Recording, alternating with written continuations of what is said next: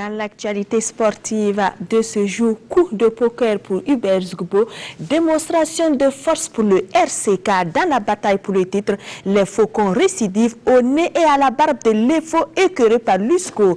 Les unionistes se maintiennent à contrario de COSAF et du BPS, renvoyés en 2-2 pour insuffisance de résultats. Le point complet de cette dernière levée, journée marquée par la démission du PCA du champion dès le début de ce magazine.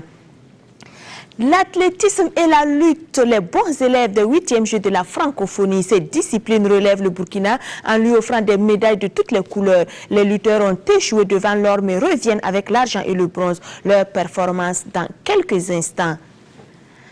24e sur 24, position sans ambiguïté pour le Burkina et son handball, une expérience riche en enseignement qui permettra de revoir les objectifs et amorcer de nouvelles perspectives pour la petite balle nationale. L'Espagne venue en favori détrône la France en s'imposant au Danemark.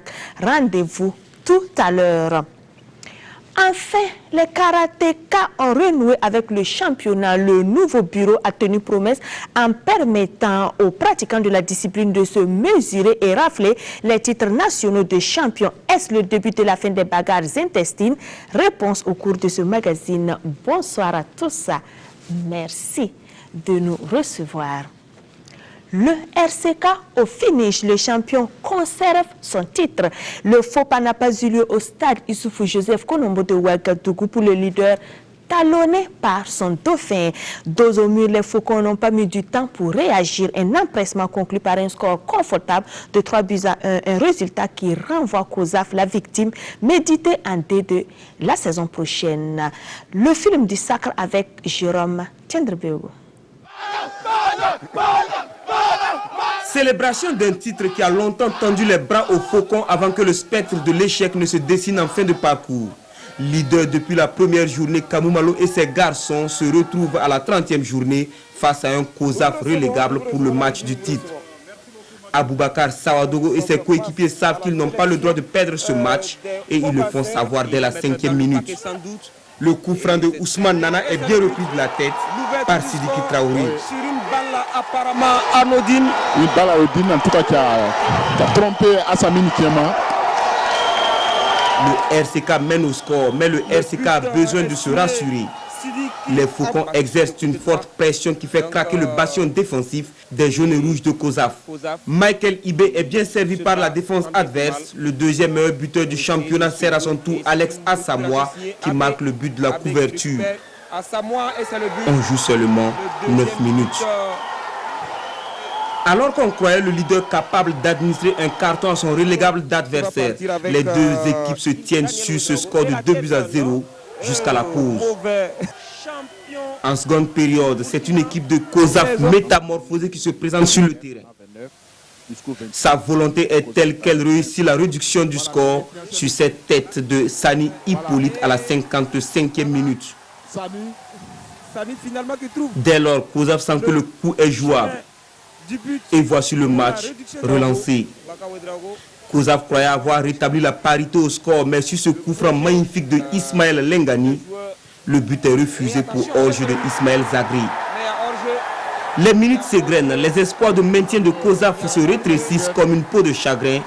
Et c'est dans ce moment de doute que Mohamed Junior Silla choisit de condamner COSAF à la descente et d'offrir une fin en apothéose au Rail Club du Kadiogo qui enchaîne un deuxième titre, le 3e de son histoire. Et il n'y a plus rien à faire. Le titre acquis pour la deuxième fois de suite, c'est un grand ouf de soulagement pour la grande famille Orange Noir. Constat à travers les propos des uns et des autres à l'issue de ce match victorieux. C'est tout à fait logique, ce que vous avez dit, c'est vrai. Je pense que ce championnat, il y a eu deux phases au niveau du SCK. On a eu deux phases, il y a eu un moment où on a déroulé, on a pris des points. Et la deuxième phase, c'est que tout le monde a constaté. On gagne, on joue, on gagne pas, on fait des nuls, parfois on perd. Mais je rends grâce à Dieu, je félicite mes camarades. Malgré les problèmes, malgré tout, malgré qu'on ne gagne pas, je pense qu'on est resté vraiment solide. On est resté solide dans la tête, on est resté resté solide dans la tête, Ça n'a pas été facile, mais je pense que le sacre est là ce soir. Et c'est comme je le disais, je dis non, le titre se gagne à 30 journées. À 18 journées déjà, je pense qu'on était largement devant. Les gens disaient déjà qu'on était champion. Je disais non, le championnat se joue à 30 journées. Donc je pense que ce soir, c'est bien mérité. Écoutez, nous sommes très contents, très fiers de ce que le RCK fait cette année encore de plus. Parce que quand vous regardez ce qui s'est passé, nous ne pouvons que féliciter les enfants pour le courage qu'ils ont eu pour arriver au bout. C'est vrai, nous avons pêché dans la deuxième partie de notre championnat. C'est vrai, beaucoup de circonstances ont fait en sorte que, on fait de telle sorte que le RCK n'a pas pu plier le match très tôt. Mais enfin, le sac est là et nous ne pouvons que féliciter, n'est-ce pas, le RCK pour ce sac. Dans la foulée du sacre, donc, le président du conseil d'administration que vous venez d'entendre tout de suite du Rail Club du Kadiogo, Amadou Traoré, a remis sa démission. Il estime que depuis son échec à la tête de la présidence de la Fédération burkinabé de football, son club, à son grand regret, serait lésé. Il en veut pour preuve les incidents liés au match retour RCK USMA. La convocation de l'encadrement et des dirigeants du RCK à la gendarmerie, les intimidations diverses et j'en passe. En attendant, l'élection d'un nouveau PC à l'intérim est assurée par le premier vice-président, Sié Vincent Kambiré. Bonsoir Mamadi Wena, bienvenue sur ce plateau. Bonsoir Christelle et bonne arrivée, on le dit. Merci parce que ça fait 2 semaines que tu nous as manqué. Merci beaucoup. Dites-nous, est-ce que c'est réellement une surprise la démission de Amadou Traoré? Pour moi, pas tout à fait, mais on ne s'attendait pas que dans le timing, ce soit juste le lendemain du sacre. Et comme lui-même il l'a dit, il y a eu beaucoup de problèmes avec le RCK cette année, des soucis qu'on a connus en campagne africaine, mais c'est surtout quand on a vu quand le RCK patinait, ça montre qu'il y avait des problèmes peut-être à l'interne et peut-être aussi d'autres problèmes externes qui ont plombé un peu cette volonté affichée du RCK de dominer le football burkinabé. Ça n'a pas été facile et je crois qu'au-delà de tous ces soucis, il y a que Amadou aussi a peut-être d'autres projets. Parce que je crois que cette démission ne veut pas dire qu'il quitte le football burkinabé, parce que quand même il a un centre de formation de football. Peut-être qu'il a d'autres projets en vue et dans les jours à venir on en saura davantage. Les raisons qu'il évoque, entre autres les convocations, les incidents liés, est-ce que ces raisons-là vous convainquent? Oh, mais ce sont des raisons quand même valables. C'est pas facile quand on est dirigeant et on met beaucoup de moyens dans le football, on n'est pas sûr d'avoir les résultats qu'on attend. Et surtout, il faut savoir que, par exemple, le RCK n'appartient pas à Amadou.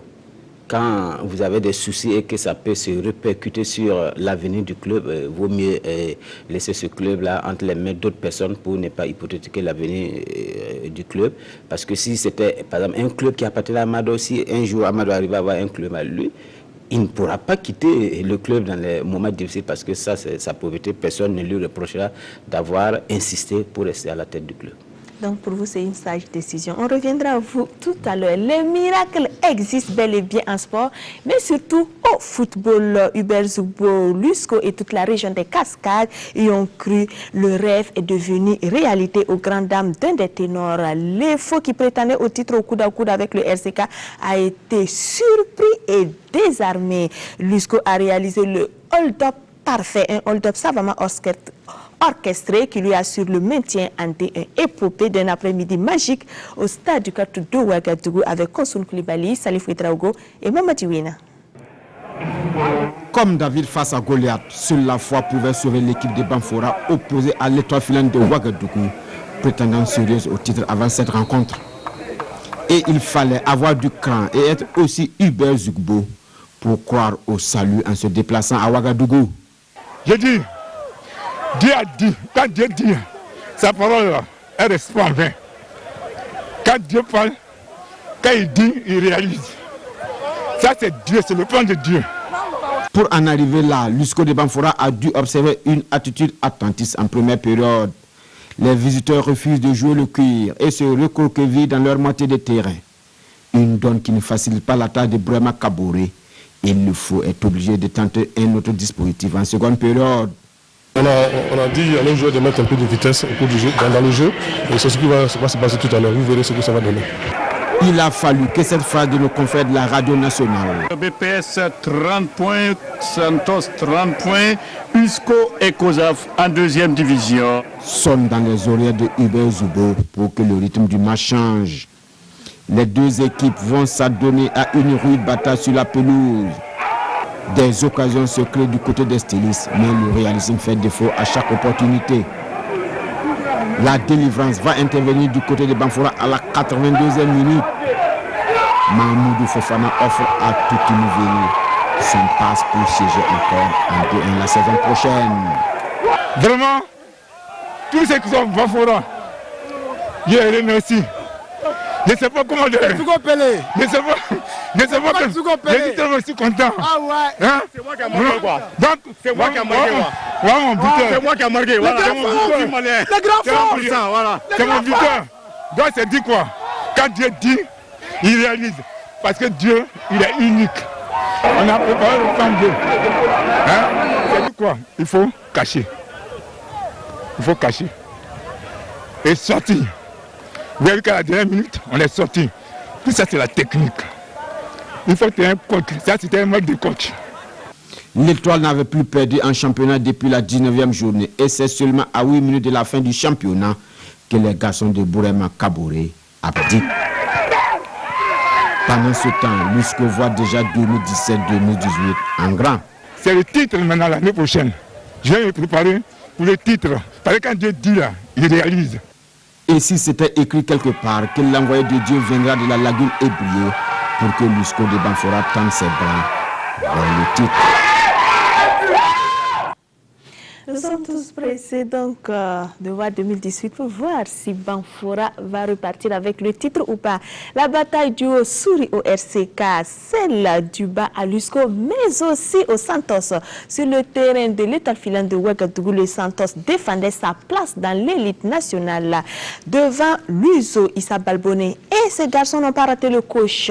Ils sont venus à bout des rouges et blancs de l'Arlé sur le score étriqué d'1-0. Une seule réalisation qui lui évite la relégation. Témoignage Rasmane Zoundi, Mariam Ouattara et Mamadi Wina.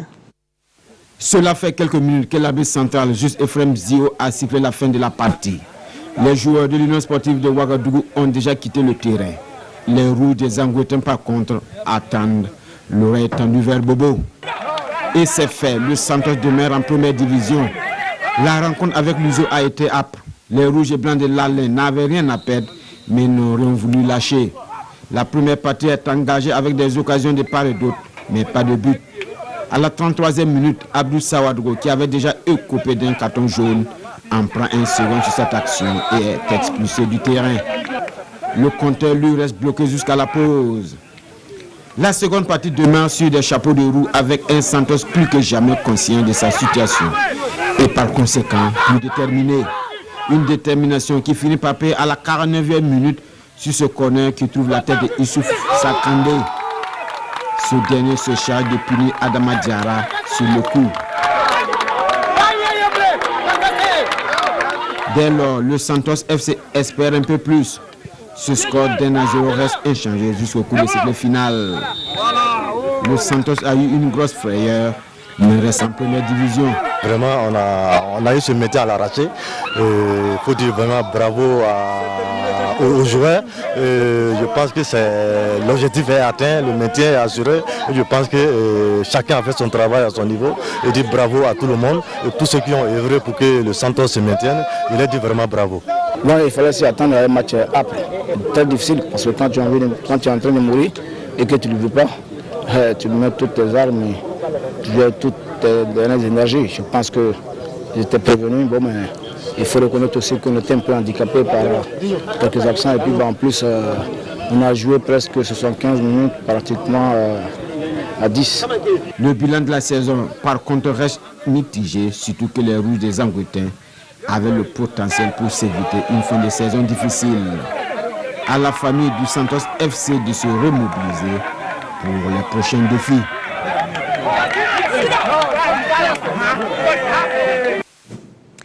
Un nul, 2 buts partout et c'est le désarroi, l'incompréhension, la consternation du côté de Koutougou. Pour le moment, la Cité du Cavalier Rouge n'aura pas de club dans l'élite l'opus prochain. Yaya Kone, le Diego Simeone qui avait amorcé une bonne remontada, n'a pas pu arrêter le naufrage in fine. Neutralisé à Bobo par l'ASFB, le BPS dit au revoir à la D1 après 10 saisons de présence. Dans les autres oppositions de cette 30e et dernière journée, l'AS Sonabel a pris la mesure du RCB 2-0. Dans le choc des promus de la saison, l'AS Police a piégé le Raïmon FC 1-0. Majestic a accueilli l'USFA sur le même service.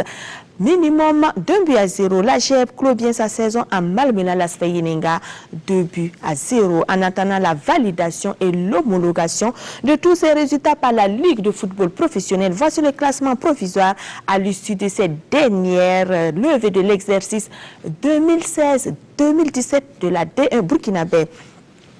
Le RCK garde jalousement son titre 59 points plus 25 à 5 longueurs de son défunt Lefo 54 plus 14 et à 12 du Raïmo FC 47 plus 8 qui referme le podium. 3e, l'USFA 4e et au bas de ce podium 46 points plus 11 devant l'AS Police 5e 43 plus 5. La GEP est 6e 41 points plus 1 plus avantageux au goal average que son poursuivant immédiat. La SFB 7e 41 points également mais moins 2. Le Majestic termine 8e, 40 points, moins 5. L'USO prend le 9e rang, 37 points plus 4 devant l'AS Sonabel, 10e, 37 points plus 1. La Sfayenega est 11e, 37 moins 7 à 2 unités du RCB, 12e, 35 moins 2. L'USCO est 13e, 31 moins 12. Sauve sa peau donc de même que le Santos 14e, 30 points moins 11. Les deux relégables sont 15e, le BPS de Koudougou, 30 points moins 16 et COSAF 16e. 27 points moins 12. Pour les férus de stats, 14 buts ont été enregistrés au cours de cette ultime levée. Salam Kagambega de l'USFA fait la course seul en tête des meilleurs buteurs grâce à ses 12 réalisations devant Michael Ibé du RCK et Roméo Boni de l'AS Police, 10 buts chacun. Le RCK a la meilleure attaque, 46 buts marqués devant l'USFA 33 et l'AS Police 32 buts. L'EFO a le palmarès de la meilleure défense, 15 buts encaissés contre 21 pour le RCK et 22 pour le Raïmo FC et l'USFA. Voici pour les grandes lignes de cette 30e journée. Mamadi Ouina, vos tops et vos flops après ces résultats et faits. Bon, est-ce qu'on va parler de flop? Bon, malheureusement, on doit parler de ceux qui sont descendus. Et le BPS qui a tout tenté, qui a fait une deuxième partie de saison vraiment merveilleuse, mais malheureusement qui est tombé hier en ne gagnant pas devant la SFB. Parce qu'entre-temps, Diego Simeone avait réussi quand même à donner de l'espoir à toute une région. Oui, mais moi je crois que le tournant de la descente du BPS, c'était le match EFO-BPS. Parce qu'ils étaient sur une bonne série et quand ils ont perdu contre l'EFO, le BPS n'a plus gagné. C'était la 28e journée, le BPS perd. Et après un nul à domicile contre l'AS Sonabel, et le BPS n'a plus son destin à main à Bobo devant la SFB. C'est un peu, je crois que quand vous êtes sur une bonne série et quand il y a la défaite, c'est difficile de se remobiliser, surtout que la pression. Et aussi, vous savez, le BPS a lutté pour remonter. Et je crois qu'il y avait un coup de fatigue aussi à la fin. Et COSAF aussi, COSAF qui a démarré difficilement la saison, comme le BPS, qui a tout fait pour rester en première division, qui a cru avec sa victoire sur Raïmo FC lors de la 29e journée, mais malheureusement hier, c'était le RCK qui était là, le RCK qui avait la possibilité d'être champion pour la deuxième fois, et il n'allait pas se rater malheureusement pour COSAF. Et au niveau des tops, on dirait le RCK. Même si le RCK a connu des difficultés, le RCK reste quand même le top parce que être dans la difficulté et savoir réagir pour rester leader, il fallait le faire. Et on dirait aussi l'EFO, même si l'EFO a perdu après, depuis la 19e journée, l'EFO n'avait pas perdu comme dit dans l'élément, et c'est à 8 minutes de la fin que l'EFO perd le match le plus important, même si la Reine des Stades n'avait plus son destin en main. on dira bravo à Lusco et surtout Lusco qui sera le top. En tout cas, oui, on le ne croyait coup pas. de cœur. Bon, nous on croyait qu'il était à l'église, hein, mais il y a, comme on le dit, dans son jargon, son Dieu, il a imploré son Dieu et Lusco est resté en première division. Maintenant, il dit qu'il va jouer le titre. On attend de le voir.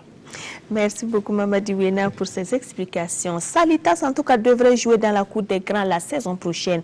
Le centre de formation de l'ancien ministre des Sports et des Loisirs, Yacouba Ouedraogo, a composté sa montée en apothéose ce samedi à domicile. L'Union sportive de la Sicile a été défaite 2-0 à l'occasion de la 30e journée des D2. Yafama Roger Kam, Jérôme Tchenderbego et Salif Ouedraogo. Salitas FC fait officiellement ses adieux à la D2. Des adieux célébrés à l'issue de sa dernière sortie dans cette division du football burkinabé. À l'avant-dernière journée, on avait plié le championnat. C'était un match vraiment d'égal, comme vous l'avez dit. Et vraiment, les joueurs ont répondu présents ce soir et ils ont fait du spectacle. Face à l'Union sportive de la Sicile, Salitas n'avait rien à perdre, sinon une formalité pour les garçons d'Aboubacar Sissé. Et sur le terrain, l'on assiste à une première période peu disputée. Conséquence, 0 but partout à la pause. Remobiliser les oranges et verts font la différence en seconde période. Abdul Karim Abidine débloque la situation sur un exploit personnel à la 59e minute. Et à 20 minutes du terme de la rencontre, la nouvelle recrue de Salitas, Francis Kaboré, le bec au bleu venu de Léo. 2-0 pour Salitas, une victoire majestueusement saluée. On voulait montrer quelque chose d'autre, le football burkinabé. Vraiment pour montrer aux gens que les jeunes footballeurs burkinabés, on les a pris ici depuis 3 ans, mettre dans l'internat, entraîner tous les jours, c'est les jeunes, maximum 20 ans. Donc aujourd'hui, je pense que vraiment l'objectif est atteint. Et aujourd'hui, je suis vraiment satisfait et je dois aussi féliciter tous les joueurs et l'encadrement, surtout l'encadrement, comme vous l'avez vu, ils ont donné le meilleur d'eux-mêmes afin que cette équipe-là monte en D1. Comme je l'ai dit tantôt, lorsque nous montons en D1, nous allons chercher à nous maintenir. Mais nous sommes des sportifs, nous sommes ambitieux et non seulement nous allons nous maintenir, mais nous allons viser très haut. Je dis bien très haut. Une ambition que les premiers instants de la saison à venir se chargeront de situer chaque observateur.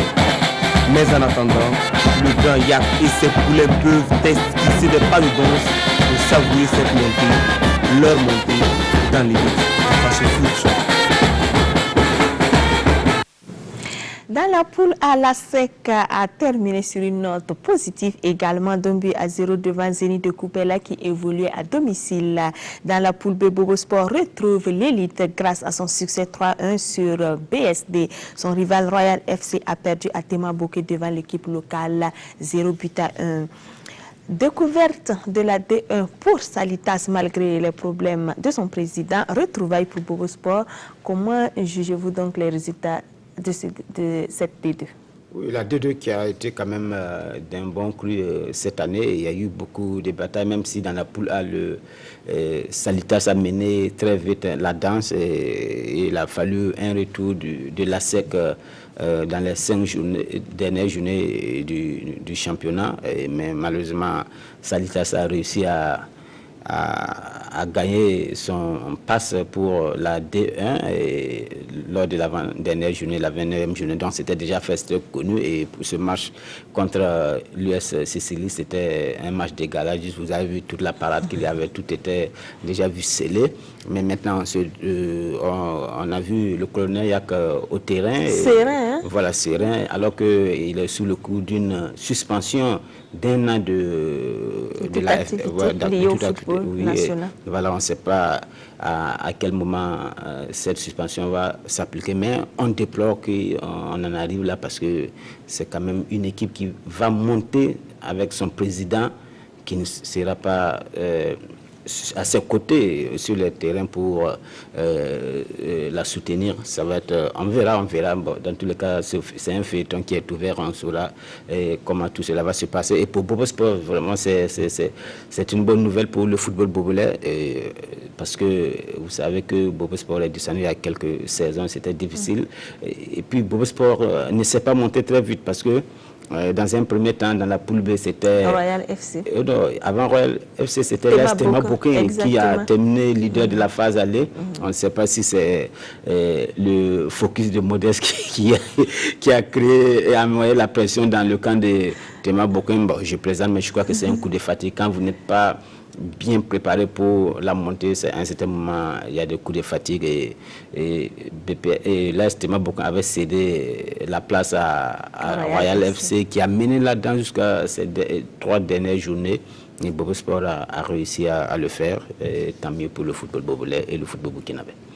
La région du centre au bout du suspense. Fin samedi de la première coupe de l'Assemblée nationale au stade 8 de Bobo-Dioulasso, le stade mythique de la ville n'a pas porté chance aux jeunes cadets de la région des Hauts-Bassins. Après un but partout, ils se sont inclinés au tir au but en ne réussissant que 4 contre 5 tirs pour leurs adversaires. Séance de rattrapage de cette finale cadette inédite retransmise en direct sur nos antennes avec vous, Mamadou Wina.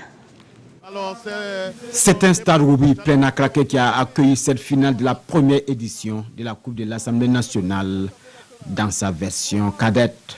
Une mobilisation à la hauteur de la renommée de Bobo-Dioulasso, passion du football burkinabé, public, autorité politique et administrative. Personne ne voulait se faire compter cet événement, présidé par le président de l'Assemblée, Salifou Diallo. Après les allocutions et le coup d'envoi symbolique, l'abbé Cheikh Ahmed Nako permet aux 2 équipes de se lancer à la conquête du trophée de cette première coupe de l'Assemblée nationale. Le centre démarre en force et domine les premiers instants de ce match de 2 fois 35 minutes. Mais les attaquants vont buter, maintes fois sur une défense intraitable ou un gardien de but en état de grâce des Hauts-Bassins. Conséquence, les 2 équipes retournent au vestiaire sur un score nul et blanc. De retour sur le terrain, les Hauts-Bassins changent de stratégie et jouent plus haut. Acculé, la défense du centre commet la faute à la 37e minute. Les Hauts-Bassins obtiennent un pénalty. Cheikh Oumar Sendé ne tremble pas et ouvre le score pour les Bobolais. La réaction du centre est fulgurante. Les poulains de l'entraîneur Adama Balima multiplient les offensives et les Hauts-Bassins craquent sur cette action. Walter Yul remet les pendules à l'heure. Dans la foulée de l'égalisation, le centre accélère et fait voir de toutes les couleurs aux défenseurs des Hauts-Bassins. Malheureusement, les Rouges n'arrivent pas à prendre l'avantage. À la séance de tir au but, les Rouges se montrent cette fois-ci plus adroits et s'imposent par 5 tirs réussis contre 4. C'était pas au hasard, j'étais vraiment sûr que je vais marquer le dernier tir. Parce que tir au but, c'est chaque fois c'est moi qui tire le dernier tir. Je suis vraiment satisfait. Chaque tir au but, je marque la dernière position. Donc tu es le spécialiste des tirs au but? Oui. On peut dire qu'on a manqué de chance. Et ce qui m'a encore étonné, les enfants ont été crispés. Je ne sais pas si c'est le public, parce que c'est la première fois qu'ils jouent devant un tel public. Je pense que ça a beaucoup joué. La satisfaction était de donner ce trophée à la région des Hauts-Bassins. C'était notre objectif depuis le début de la compétition. Mais Dieu faisant les choses, je pense que les dieux du foot ont choisi les camps. Je ne peux que féliciter l'adversaire qui a vraiment produit du jeu comme nous. Le finaliste malheureux se contente de la somme de 750 000 francs, de la médaille d'argent et des équipements sportifs. Grâce à sa victoire, le centre sortira le trophée, la médaille d'or, des équipements, plus la somme d'1 million de francs CFA. Ah ouais. 5-4. Un début et des leçons à tirer. Pour le moment, le plus important était d'offrir un cadre d'expression et d'éclosion de jeunes talents. Le président de la représentation nationale s'en explique au micro de Mamadou Wina. Bon, féliciter la Fédération nationale de football, féliciter le ministère des Sports et tous les organisateurs qui ont permis à cette finale de tenir son pari.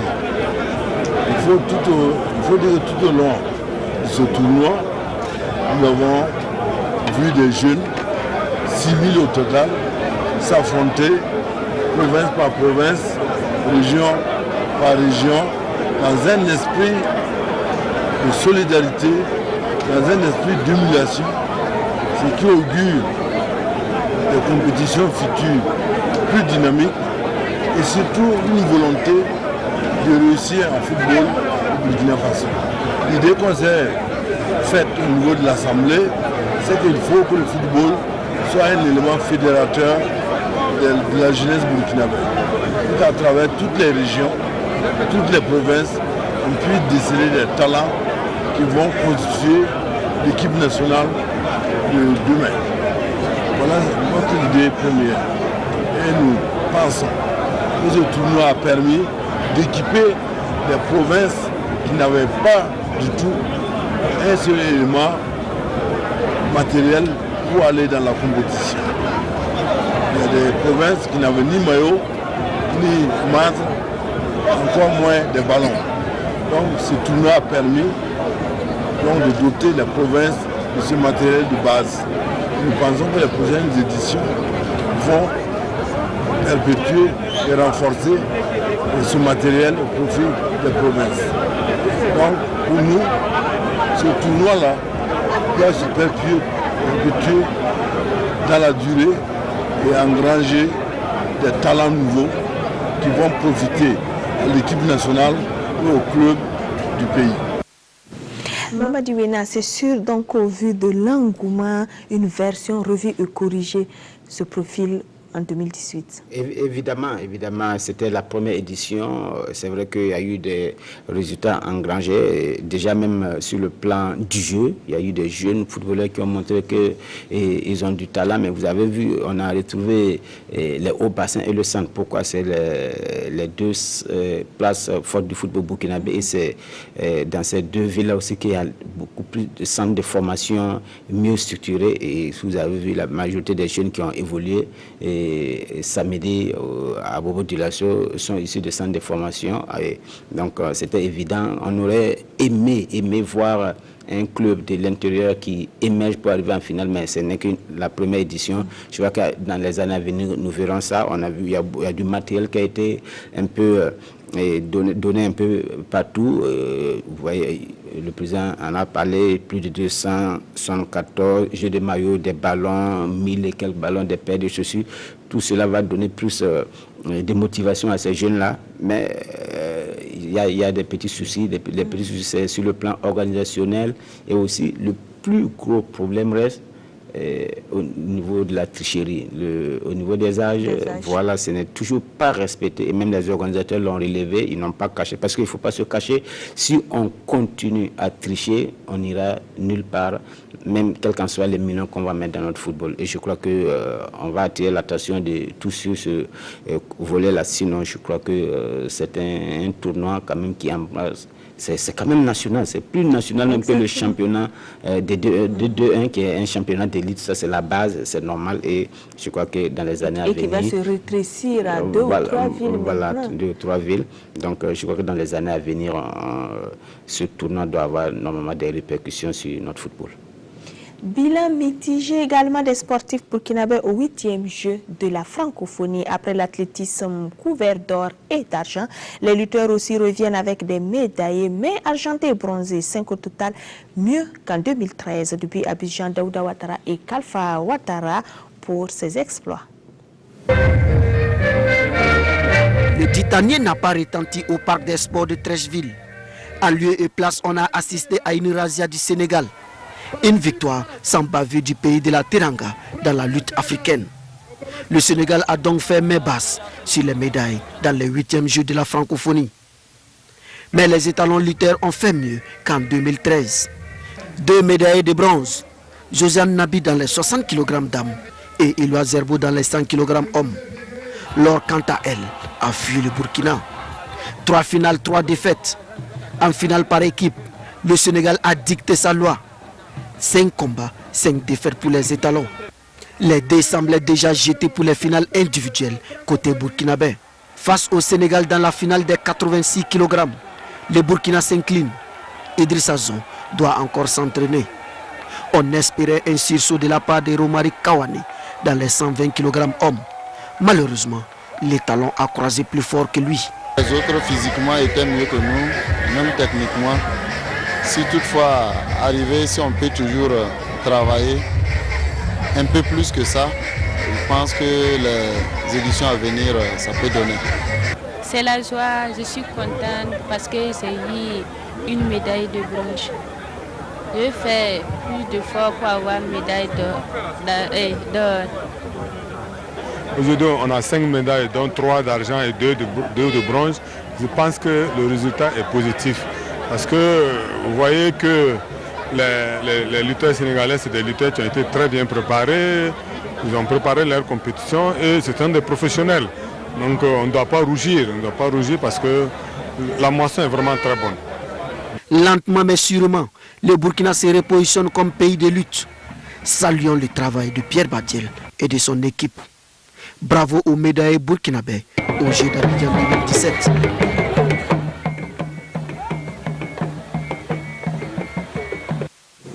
Le gouverneur du district d'Abidjan, nommé ministre de ces Jeux, a rendu visite à la dynamique et audacieuse équipe de la RTB déployée au bord de la lagune ébriée. Ambiance d'une visite avec Jean-Modeste Ouedraogo. L'équipe de la radio-diffusion et télévision du Burkina reçoit la visite d'un invité de marque, M. Robert Begré-Mambé, ministre délégué auprès de la présidence chargé des Jeux de la francophonie. Après un passage sur le plateau de l'émission spéciale Fofo Abidjan 2017, le ministre Begré-Mambé s'est intéressé aux installations et aux équipements déployés par la RTB pour faire vivre en direct et en live, en clair, les 8e Jeux de la francophonie. À l'issue de la visite guidée, le ministre est séduit. J'ai de l'admiration pour les techniciens et les journalistes burkinabés parce que leur présence c'est la manifestation d'une volonté politique du président de la République et du gouvernement du Burkinabé pour marquer la présence du Burkina à ces Jeux de la francophonie, mais surtout pour marquer la présence du Burkina dans le paysage francophone. Lors de ces visites, j'ai eu un sentiment de fierté, sincèrement de fierté, parce que la complexité de tout ce matériel de transmission est sous la responsabilité des techniciens burkinabés. Et j'en retiens un enseignement profond que la jeunesse burkinabé, la jeunesse africaine, a devant elle un avenir extraordinaire, à la seule condition que chacun se prenne en charge et comprenne que la meilleure réplique qu'on peut apporter aux difficultés de la vie, c'est de les affronter avec courage pour que nous ayons en main les instruments de notre propre développement. L'équipe de la RTB, forte de 16 personnes, réalise chaque soir à partir de 20h45 une émission en direct intitulée Fofo Abidjan 2017. Une première dans l'histoire de la télévision au Burkina Faso, saluée par l'hôte d'un soir. Mamadou Bena, c'est un bon coup pour la RTV, ce déploiement à Abidjan. Oui, c'était vraiment une belle idée d'aller couvrir ces Jeux et surtout le faire en direct. C'est une première, comme Jean-Modeste vient de le dire, et je crois qu'on dira bravo à toute l'équipe de la RTV qui s'est déplacée à Abidjan durant une semaine, hein, parce que du samedi le lendemain de l'ouverture des Jeux et jusqu'à le 22 oui, le 22 jusqu'au dimanche 30. Au dimanche 30, il fallait le faire. Non, ils ont terminé samedi et samedi 29. Donc il fallait le faire. Une semaine en direct. C'était pas évident dès le départ et vraiment je dis bravo à cette équipe qui a tout fait pour que les Burkinabés vivent en direct. C'est la prestation des Burkinabés et des autres athlètes tous les jours à partir de 21h. Vous savez, bravo également au concepteur et à toute la direction générale qui a accepté le projet. Il y a eu la conception qui vient du service des sports, mais il fallait aussi l'accompagnement de tous, de la direction télévision, direction commerciale et surtout de la direction générale qui a tout fait pour que ce projet-là voit le jour. Et je crois que les prochaines éditions ou bien les prochaines étapes seront encore meilleures. Et par rapport maintenant aux résultats, ratio nombre de médailles, nombre d'athlètes, est-il satisfaisant? Est-ce une performance ou une contre-performance quand on se réfère à Nice en 2013? C'est le jour et la nuit. À Nice, on avait une seule médaille de bronze, si je ne me trompe pas, en lutte, en lutte traditionnelle. Donc, il n'y avait pas eu de médaille en athlétisme, il n'y avait pas eu de médaille ailleurs. Et si je me réfère un peu plus à Beyrouth, on avait eu une médaille d'or seulement en athlétisme, une médaille de bronze aussi en athlétisme avec Camboulé. Et puis, parce que la médaille d'or, c'était le 4 fois 100 mètres homme qui avait réussi à avoir cette médaille d'or. Et aussi, on avait eu une autre médaille d'argent en compte avec KPG. Donc, vous voyez, cette année, on a combien? 9 médailles. 9 médailles, surtout 3 médailles d'or en athlétisme avec Hugues Fabrice Zongo, triple saut, médaille d'or, et Mat Yasmine Kwala. Il n'y avait pas l'heptathlon, mais elle a réussi d'abord la médaille d'or au 100 mètres haies. Et après, au saut en longueur d'âme, elle réussit encore la médaille d'or. Et il y a aussi la médaille d'argent des Bienvenus Sawargo aux 400 mètres hommes. Et puis les lutteurs qui ont réussi brillamment 2 médailles en argent et aussi d'autres, trois autres en bronze. Et donc ça permet au Burkina, c'est deux médailles d'argent et 2 médailles de bronze en lutte. Ça permet au Burkina d'être bien classé dans ces jeux. Ça fait une 10e position. Il faut retenir que c'est la France qui termine en tête avec 49 médailles, 22 or, 16 argent, 11 de bronze.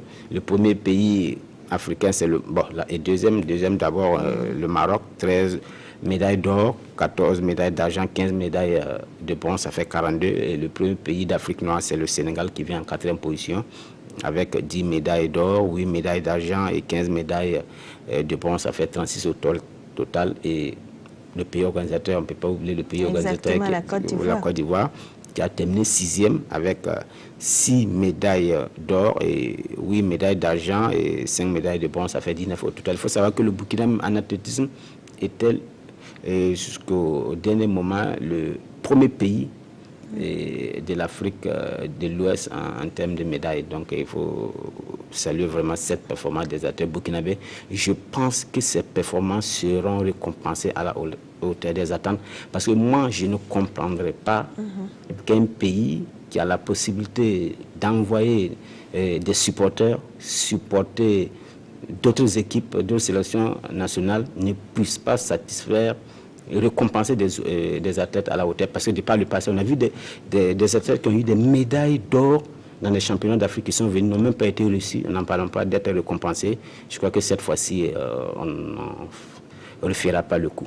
En tout cas, parce que quand on fait résonner le titanier partout ailleurs, c'est le monde entier pratiquement. C'est une fierté nationale qui doit être récompensée à la hauteur donc, de ce chant victorieux. Voilà, en dehors des pays francophones, il y a d'autres pays qui suivent ces jeux. Et donc ça fait peut-être que si on va voir les statistiques des pays... La diplomatie par le sport aussi. Par le sport, mais c'est réel. C'est réel. Les Drogba l'ont montré. Usain Bolt l'a montré avec la Jamaïque. Ce n'est pas en football seulement que, ou bien dans les sports plus en vue qu'on peut faire la diplomatie par le sport, même les sports mineurs, il suffit seulement d'avoir de bons ambassadeurs. La première participation du Burkina Faso à une phase finale de Coupe du Monde de handball n'a pas été des plus faciles. Avant d'y revenir, on va s'intéresser à l'affiche finale de ce 21e championnat. L'Espagne est repartie avec le titre et les honneurs qui vont avec en évinçant sur le fil le Danemark 39-38. Après une cérémonie d'ouverture en pompe le 18 juillet dernier, conclue par la victoire du pays hôte sur le Maroc 24-19, le 21e championnat du monde de handball masculin junior a pris fin ce dimanche 30 juillet par le sacre du champion d'Europe. L'Espagne a tout écrasé sur son passage depuis le groupe C, groupe du Burkina, avant de croiser dans l'ultime match le Danemark, sorti 3e du groupe B, groupe du tenant du titre, la France. Ce 92e duel a été âprement disputé et serré entre deux grandes nations du handball européen et mondial. La rencontre a été maîtrisée par l'Espagne dans sa première partie avec 2 buts d'écart, 18-16. Les Danois reviennent survoltés grâce au MVP Lars Müller et refont leur retard. Acculé, l'Espagne sert 34 buts partout à la fin des 60 minutes. Fort de son titre d'Europe, les garçons de Javier Sanz Martin et du meilleur gardien Swan Ledo s'offrent le Graal au finish après prolongation sur le fil, 39-38. Le désormais champion d'Europe et champion du monde remettra son titre le 21e de l'histoire en jeu en 2019.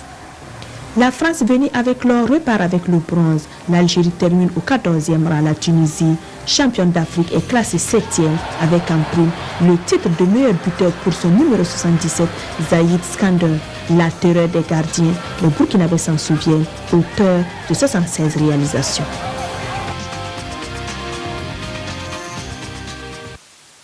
Jeudi, dans le match des mal classés, le Burkina hérite de la dernière place après sa 7e déconvenue en autant de sorties. Le Chili repart de la compétition en enregistrant une seule victoire acquise aux dépens des Burkinabés qui se sont de nouveau découlés 21-36.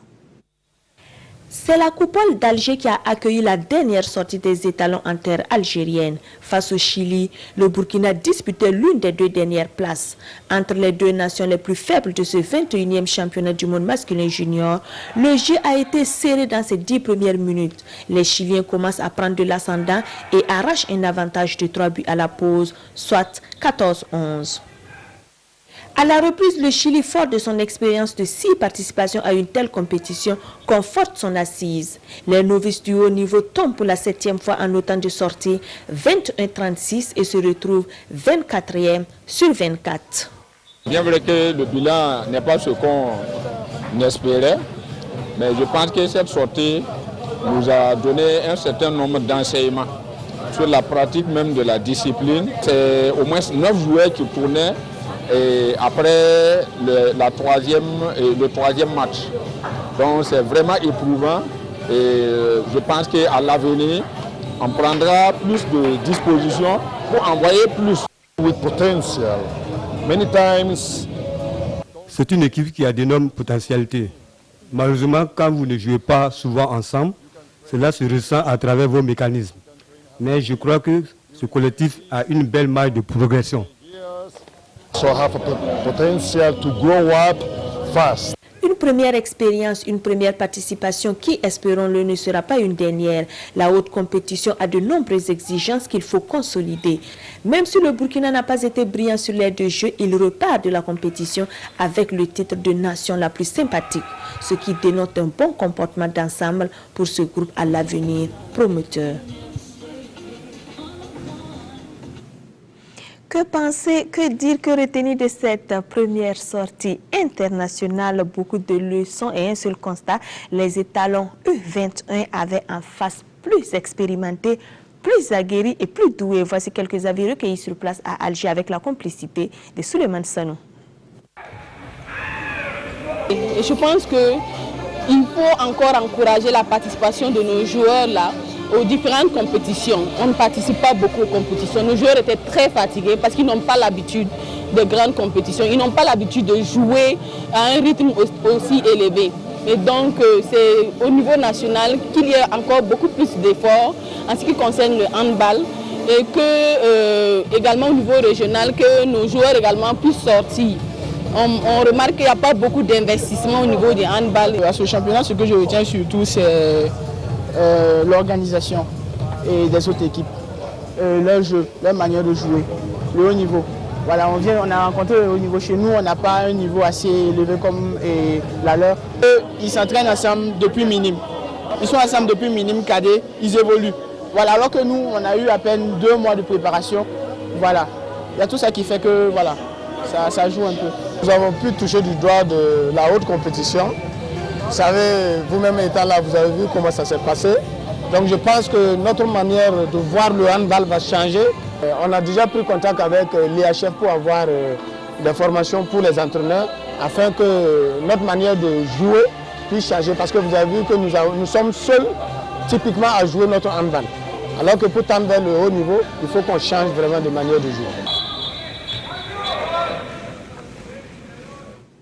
Mamadi Wena, que vous inspire ces résultats et avis. C'est vrai qu'on savait que ce serait dur pour les étalons, mais ce qu'on ignorait, c'est que le haut niveau donc, est très exigeant. Il faut avoir les arguments pour... C'est ce qui a manqué cruellement aux étalons. On savait que ça allait être dur, mais ça a été plutôt très dur pour nos jeunes handballeurs. Mais moi, je vais vous étonner, mais moi, je dis bravo à ces jeunes-là. Je dis bravo parce que c'est une première pour le Burkina. Le Burkina n'a même pas encore le niveau africain. On ne s'impose pas d'abord au niveau africain et on arrive à se qualifier pour un championnat du monde où rencontrer des pays comme la Russie, l'Espagne, des grands pays de handball. Et vous voyez, même au niveau du gabarit, c'était pas les mêmes tailles. Et physiquement, nos enfants n'étaient pas à la hauteur. Et au-delà même de l'aspect physique, c'est la condition physique même. Comment on s'est préparé pour aller là-bas? On ne peut pas aller à un championnat du monde en tant que novice et ne même pas jouer un seul match amical avec un des pays reconnus. Donc je crois que ces jeunes-là ont fait ce qu'ils pouvaient et moi je n'aime pas l'adage qui dit qu'il faut l'essentiel de participer, mais cette fois-ci je suis bien d'accord avec cela parce qu'il fallait participer et le DTN a dit qu'ils vont revoir leur manière de jouer au handball. Ça veut dire qu'on n'était pas outillés, peut-être les entraîneurs, les DTN et autres, c'est leur première fois de voir le haut niveau de près. Exactement, pour tout le monde, pour toute la chaîne, que ce soit les journalistes, les joueurs, l'encadrement technique. Donc ça a été vraiment bénéfique au-delà du mauvais résultat parce qu'on peut, sur un mauvais résultat, retirer des enseignements qui vont porter fruit. Merci donc Mamadi Wena pour l'accompagnement. Donc on va vous retrouver au cours des prochains magazines des sports. Ils étaient attendus. Enfin, ils ont pu se tenir. Les championnats nationaux de karaté-do ont pris fin dimanche au CIAO pour la grande joie des acteurs et des observateurs. Des finales en kata et comité exécutées avec brio qui vient couronner une des premières victoires du nouveau bureau. Présentation des nouveaux champions avec Abdoulaye Kaborish. Après 2 années sans championnat, le nouveau président de la Fédération burkinabé de karaté-do, Maître Oumarou Yugo, et son équipe ont réussi le pari de tenir l'édition 2017. Et ce, avec brio. Le ton est donné avec l'hymne national. On fortifie notre peuple courageux. Il n'y a aucun secret que l'amour de cet art. Il n'y a aucun secret que d'aimer les enfants, d'essayer cette discipline. Et j'ai donné le meilleur de moi-même pour 2 raisons. Premièrement, pour rassembler ma famille. Deuxièmement, pour me préparer pour le championnat d'Afrique de la zone 3. Troisièmement, pour respecter les autorités burkinabées qui n'ont ménagé aucun effort pour organiser les élections le 6 mai. Les finalistes des différentes catégories se mesurent sur le tatami. En kata minime fille, Samira Bambara de Meteba Club de Tenkodogo, ceinture rouge. Ba Christelle Maré de Dakupa Club de Ouagadougou. Abdul Rahim Sawadogo du Club Shotokan de la Paix de Ouagadougou, ceinture rouge. Domine Samuel Sanou de Benkadi Ouaga. Bernice Sawadogo de Nirvana Club de Waïwia, ceinture bleue, a montré toute sa classe face à Iliassou Wango de Dakupa Club de Ouagadougou. C'est un fruit d'un travail de longue haleine. Vraiment, c'est pas aussi simple que ça. C'est ce qu'on voit en un jour de compétition. Mais derrière ça, il y a un travail réellement de plusieurs mois. Le public a été gratifié également des belles prestations en kata par équipe. L'autre volet de la compétition est le comité. Dans la catégorie filles moins de 68 kg, Latifatou Soro de Ouagadougou, ceinture rouge, grâce à sa maîtrise de l'art, est venue à bout de Martine Monet de Tenkodogo. On a vraiment travaillé à fond parce qu'on a eu un temps de latence quand même assez grand. Et on a dû intensifier nos entraînements pour être en forme aujourd'hui. On a travaillé physique, technique, tout. Chez les plus de 68 kg, Gloria Guissou, ceinture rouge, prend le meilleur sur Aminatou Tenkodogo de Ouagadougou. Dans la catégorie garçon, moins de 60 kg, Ul Kapenda, ceinture bleue, Angolais naturalisé burkinabé, a mis sous les teignoirs Iliassou Wango du centre. L'opposition dans la catégorie garçon moins de 67 kg était très attendue car les 2 karatékas sont de l'équipe nationale. Au finish, c'est Régis Kotiebou qui vainc Bernice Sawadogo de Waïwia. Après les efforts, les récompenses. Ceux qui se sont les mieux illustrés ont été distingués. J'apprécie très positivement le niveau d'ensemble de la compétition qui, je trouve, contrairement à ce qu'on croyait, à la hauteur de nos attentes. Au dire du président de la Fédération burkinabé de karaté-do, Oumarou Yugo, les karatékas burkinabés seront bien présents à Cotonou au Bénin, au championnat d'Afrique de la zone 3, les prochaines semaines. Des officiels présents à l'événement, dont le ministre d'État, le ministre de la Sécurité, ont été élevés au grade de ceinture noire premier dan. Au salon Kilimanjaro, pavillon Kilimanjaro. Ce championnat, comme vous l'avez constaté, n'a pas laissé les invités au spectacle indifférents. Certains ont bien voulu partager leurs sentiments. Ils se sont ouverts à Abdoulaye Kapori toujours. La nouvelle mandature de la Chambre, dans ses prérogatives, le sport fait partie. Donc, et nous avons un vice-président qui est M. Oumar Yugo, qui est donc en même temps président de la Fédération de karaté. C'est pourquoi nous sommes là ce soir pour témoigner donc, de notre accompagnement, de notre disponibilité pour accompagner le sport de manière générale, en particulier le sport donc, de karaté. Nous sommes venus au nom du Mogonaba. Nous sommes là ce soir parce que tout le monde sait que l'empereur Mogonaba s'intéresse beaucoup au sport. Nous sommes venus, nous avons vu. Les garçons et les filles ont montré de très bonnes dispositions. Ce sont des jeunes karatékas qui promettent. Parmi ceux-là, certains vont faire flotter le drapeau national à l'extérieur. Nous saluons la Fédération burkinabé de karaté-do. L'organisation de l'événement était bien. Sport de masse à présent, la première coupe de la jeunesse de Basenko est revenue à soleil levant. Ces joueurs se sont révélés plus adroits que ceux de Jeunes Unis de Silmiougou, déroutés après un score nul à la fin du temps réglementaire. Roger Bebamba, Samira Sana, Bangba David Kafando. Un public des grands jours à Basenko pour accueillir la finale de la première édition de la Coupe de la jeunesse. Ce tournoi vise à faire du sport un espace d'épanouissement de la jeunesse et un cadre pour la promotion des valeurs sociales. La finale de la première édition de la Coupe de la jeunesse a opposé Jeunes Unis de Silmiougou en rouge à l'équipe dénommée le Soleil Levant de Basenko. Les deux équipes se créent des occasions sans parvenir à ouvrir le score, 0-0 à la pause. Le Soleil Levant, en seconde période, brille sur le terrain, rayonne et domine son adversaire, mais pêche dans le dernier geste. Les deux équipes ne parviennent pas à se départager au terme du temps réglementaire. Recours donc au tir au but pour désigner le vainqueur. Le Soleil Levant, plus précis, s'impose par un tir réussi contre 0 pour Jeunes Unis de Silmiougou. On organise Coupe de la jeunesse en mic de mai. On constate de nos jours que les jeunes aiment le football. C'est pourquoi on a voulu les regrouper autour de ce tournoi. Nous sommes tous contents ce soir. Alors, vous voyez, les jeunes, tout est envoyé le terrain. Bon, les vieux sont un peu nombreux. Alors, nous œuvrons toujours pour les jeunes. Et nous voulons l'entente avec les jeunes. Nous voulons qu'à chaque fois, que là où se trouvent les jeunes, qu'ils cultivent l'entente. C'est une fierté réelle, c'est une grande joie pour moi d'assister à cette très belle finale. Et je crois que le mérite, c'est la jeunesse. Jeunes Unis de Silmiougou, finaliste, reçoit une enveloppe financière et des ballons. Le Soleil Levant, vainqueur de la première édition de la Coupe de la jeunesse, gagne un jeu de maillot, une enveloppe financière et un trophée.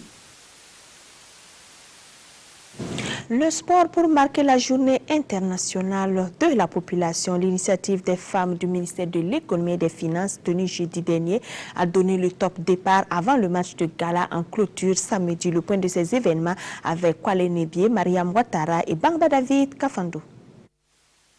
Courir pour se maintenir en bonne santé, mais surtout courir pour sensibiliser sur la nécessité de la planification familiale.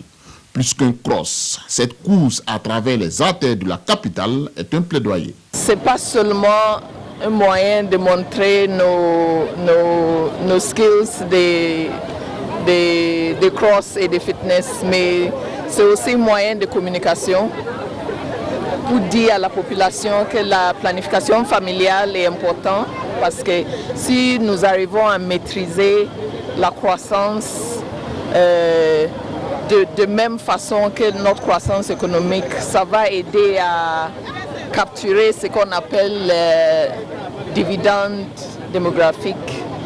C'est un enjeu donc, de développement qui concerne les générations futures et il faut que nous nous unissions tous pour faire passer le message, surtout auprès des populations rurales qui perçoivent peut-être un peu mal le message qu'on essaie de leur faire passer. Et pour clore la commémoration de cette 27e journée de la population, un match de football a opposé l'équipe du système des Nations Unies SINU à celle du ministère de l'économie et des finances.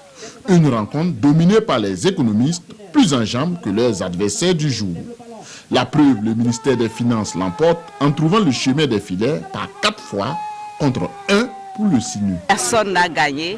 Les deux équipes ont très bien joué. Je voudrais saisir l'occasion pour les féliciter, les encourager à poursuivre leur entraînement et continuer à travers leur entraînement à faire la promotion de tout ce qui participe au bien-être des populations. Le ministère de l'économie et des finances savoure sa victoire en attendant la prochaine édition pour défendre sportivement d'autres causes. Point final de ce magazine des sports. Retenez que Amadou Traoré, le PCA du RCK, a démissionné. Merci de votre attention et votre fidélité. Excellente suite de programme sur notre chaîne nationale.